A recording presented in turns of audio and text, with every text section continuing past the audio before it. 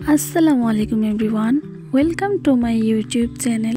কেমন আছেন সবাই? আশা করি সবাই অনেক ভালো আছেন। তো আমিও অনেক ভালো আছি আলহামদুলিল্লাহ। আজকে ভিডিওর শুরুতে আপনারা দেখতে পাচ্ছেন প্রচুর খাবার দাবার। হ্যাঁ, এগুলো হচ্ছে বিয়ে বাড়ির খাবার দাবার। আমাদের বাসার সবাই বিয়ে খেতে গেছে, তো আমরা তো যেতে পারিনি। তাই ভাবলাম তাহলে বিয়ে বাড়ির খাবার দাবারের আয়োজনটা বাড়িতেই করা যাক। তো সেই উদ্দেশ্যে আয়োজনটা করা। আমার ছেলে বারবারই বলতেছিল, আম্মু বিয়ে বাড়ি কী হয়, বিয়ে বাড়ি কী হয়, কী খাবার দাবার হয়। তো ওর এইসব কথাবার্তাতেই ওর বাবা এগুলো আয়োজন করেছে। আজকে ছিল আমার ফুফাতো ভাইয়ের বিয়ে, তো আমাদের ইনভাইট করেছিল, কিন্তু আমরা তো যেতে পারিনি। তাই ওর বাবা আর দেরি না করে সকালবেলা উঠে বাজারে চলে যায়। তো সেখান থেকে অনেক কিছু বাজার করে নিয়ে আসে। তো দেখুন, আমি গরুর মাংসগুলো কেটে নিচ্ছি সুন্দর করে। আমার ছেলে বোঝ হওয়ার পরে কখনোই বিয়ে বাড়ি যায়নি, তাই ওর বিয়ে বাড়ি নিয়ে এত প্রশ্ন। তো আজকে ওর বাবা এটা ভেবেই ছেলের জন্য আয়োজনটা করেছে। তো আমি গোস্তটা কেটে নিয়েছি। তারপর পেঁয়াজগুলো অনেকগুলো পেঁয়াজ কাটতে হবে, তো তাই একবারে ব্লেন্ড করে নিয়েছি। তারপরে এখানে আমি গোস্তটাকে মাখিয়ে বসিয়ে দেব, তাই একে একে সবগুলো মশলা দিয়ে নিচ্ছিলাম।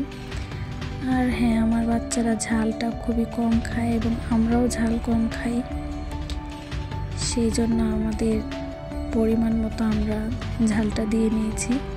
তারপর আমি একে একে পেঁয়াজ বাটা, আদা বাটা, গরম মশলা বাটা সব কিছু দিয়ে নিচ্ছি। তো আমি পেঁয়াজের সাথে রসুনটা একসাথে ব্লেন্ড করে নিয়েছি, হাত দিয়ে ভালোভাবে মাখিয়ে নিচ্ছি। একটা লেবু দিয়ে দিলাম। গরুর মাংসে লেবু দিলে অনেক ভালো লাগে। তারপর আমি কিছুটা দুধ দিলাম, যাতে গোস্তটা অনেক সফট আর নরম হয়ে যায়। তারপর ঢাকনা দিয়ে ভালো করে বেশ কিছুক্ষণ কষিয়ে নেব।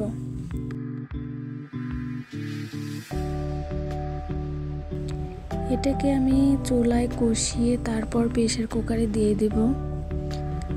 গরুর মাংস প্রেসার কুকারে না দিলে আমার কাছে একদমই খেতে ভালো লাগে না।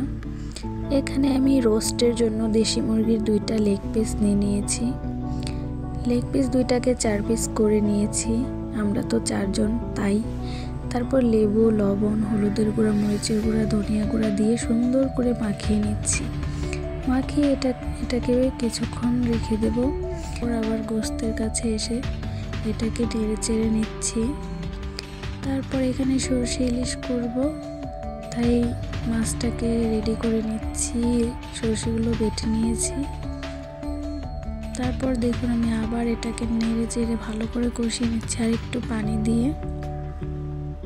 আমি কিন্তু আজকে গরুর মাংসটা ছোলার ডাল দিয়ে রান্না করব। তো এটাকে প্রেসার কুকারে যখন ঢেলে দেব, তারপরে আমি ছোলার ডালটাও দিয়ে দিব প্রেসার কুকারের মধ্যে। দেখতেই পাচ্ছেন, ভালো করে এটা দিয়ে আমি একটু নেড়ে চেড়ে নিচ্ছি। তারপর আমি এখানে ছোলার ডালটা ধুয়ে দিয়ে দিচ্ছি। মোটামুটি আমি এখানে 10টা শীষ দিব।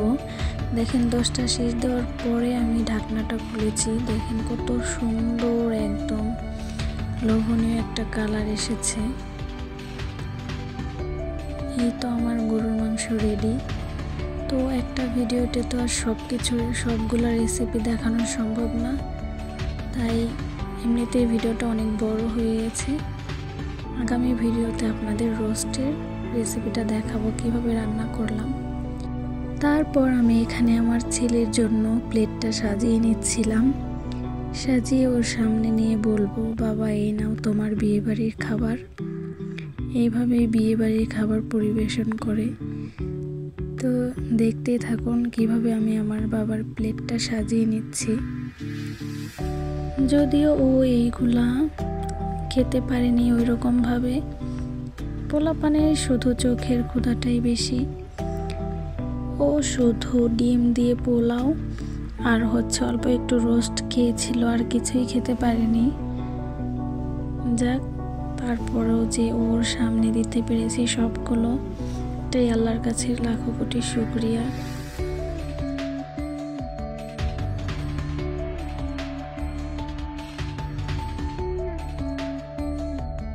তো আজকের ভিডিওটা এই পর্যন্তই। সবাই ভালো থাকবেন, সুস্থ থাকবেন।